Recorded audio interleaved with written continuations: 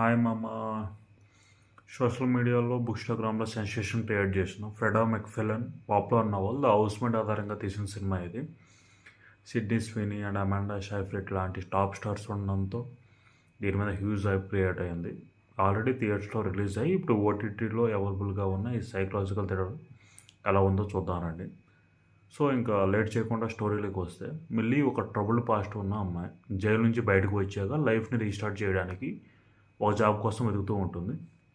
చాలా కష్టాల తర్వాత వించెస్టర్ ఫ్యామిలీలో హౌస్మేట్గా జాయిన్ అవుతుంది.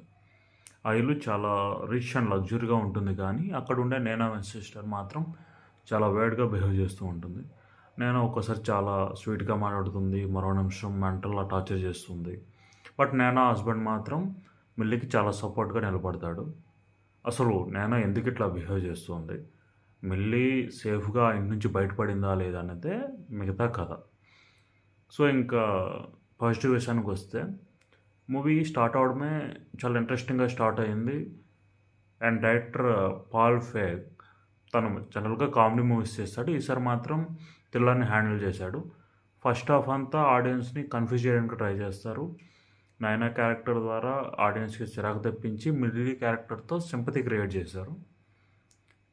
అసలు ఆ ఇంట్లో ఏం జరుగుతుందనే క్యూరియాసిటీ మాత్రం ప్రతి సీన్లో మెయింటైన్ అవుతూ ఉంది.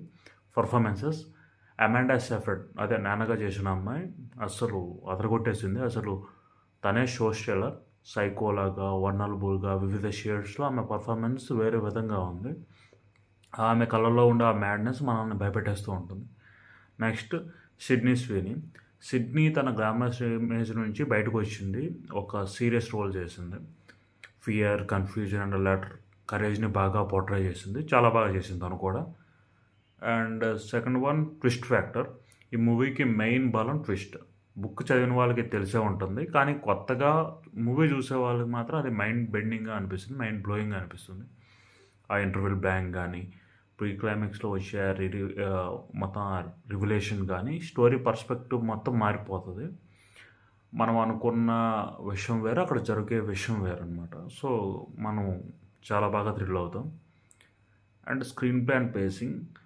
సో బుక్కి నార్మల్గా స్క్రీన్ మీద తీసుకురావడానికి ఉండే కష్టాలు ఈ మూవీ ఇక్కడ కూడా ఉంటాయి సేమ్. కొన్నిసార్లు మనకి మూవీ చాలా స్లో అనిపిస్తుంది. క్లైమాక్స్ కొంచెం నాకు లెట్ డౌన్ అనిపించింది, ఎందుకంటే క్లైమాక్స్లో చాలా సినిమాటిక్ లిబర్టీ తీసుకున్నారు. లాజిక్ ఎక్కడో మిస్ అయినట్టు అనిపిస్తుంది, కానీ పర్లేదు, మొత్తానికి ఓవరాల్గా పర్లేదు. సో ఇంకా ఫైనల్ వెర్డిక్ట్ ఏంటి అంటే, హౌస్మేట్ అనేది ఒక డీసెంట్ థ్రిల్లర్. ఇది గాన్గార్ రేంజ్ మాస్టర్ పీస్ అయితే కాదు, కానీ డెఫినెట్గా ఎంగేజ్ అయితే చేస్తుంది. మీరు ఫ్రెడా మెక్ఫెడన్ బుక్ ఫ్యాన్ అయి ఉంటే, లేదన్నా ఒక మంచి సస్పెన్స్ థ్రిల్లర్ చూడాలనుకుంటే వీకెండ్ వాచ్గా చూడొచ్చు. ఇది ఒక సోబర్నర్ థ్రిల్లర్. సో యాక్షన్ సీన్స్ కానీ అలాంటివి ఏమి ఉండవు. సింపుల్ సైకలాజికల్ గేమ్స్ అయితే ఉంటాయి. లాజిక్లు ఏవి పెద్దగా వెతకకుండా ఒక రోల్ కాస్ట్ రైడ్లా ఫీల్ అవ్వాలనుకుంటే just go for it. So ఇలాంటి మరిన్ని రివ్యూస్ కోసం please like our videos, share to your friends and subscribe to our channel. Thank you.